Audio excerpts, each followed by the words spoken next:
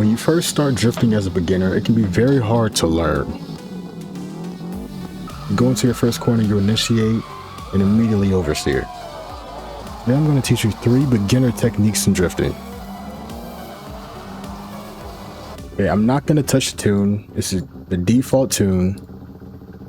Both the link to the car will be in the description. This is the OG map, the OG drift map in the Assetto Corsa, so you should already have it. Alright, first we're going to go over entries. Now, the easiest entry would be the power over entry. The power over entry is you get into a good gear, which will most likely be second gear, you turn into a corner, and you just give it more throttle to make it spin. Right? So, in second gear, turn in, throttle. And you just go into drift, and it just drifts by itself, right? Now, to add on to the back of that would be to counter steer, which is, if you've ever seen cars, it's like turn left to go right, right? If you're going hard enough left, you'll find yourself turning right. So counter steer is, like we did with power over entry, you're in second gear, you have more throttle, and the wheel turns the opposite direction of the direction that you're going. So you come up to a corner,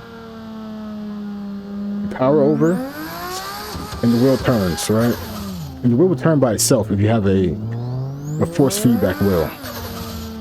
Now, after you get that down, power over entry, counter steer. Now you have to catch the counter steer to stay in the drift, right? So power over, counter steer, and catch it at the angle,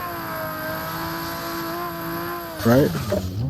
Now, after you get down the power over entry and the counter steer, then comes throttle modulation, right? If you just have a full throttle, if you're just on full throttle the whole time, like so,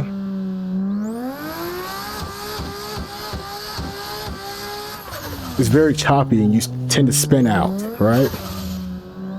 So, with you can see my pedals on the bottom left. That's my throttle, my brake, and my clutch. And when you do the power over, counter steer, and just kind of tap it would be the best way to learn, to get used to the throttle modulation and where you should be at on the throttle, the amount of throttle you should give it, because drifting is mostly done through the pedals. It's not really much going on with the steering wheel if you really think about it. Alright, so let's put it all together, right? You come to a corner, second gear, gradually get more on throttle, counter steer, and just tap it. And it's that easy, really. It's not much to it. So now that you have power over, counter steer, and throttle modulation, which would just be tapping the throttle for now for you. Next would come counter steer, right? So let's initiate here.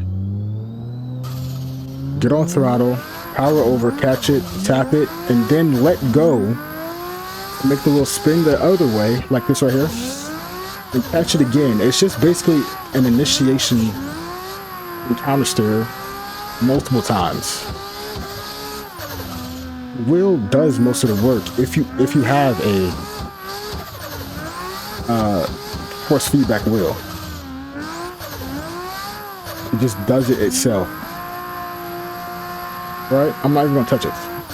It's just like that. And counter steering is probably the hardest part that will take some time to get used to.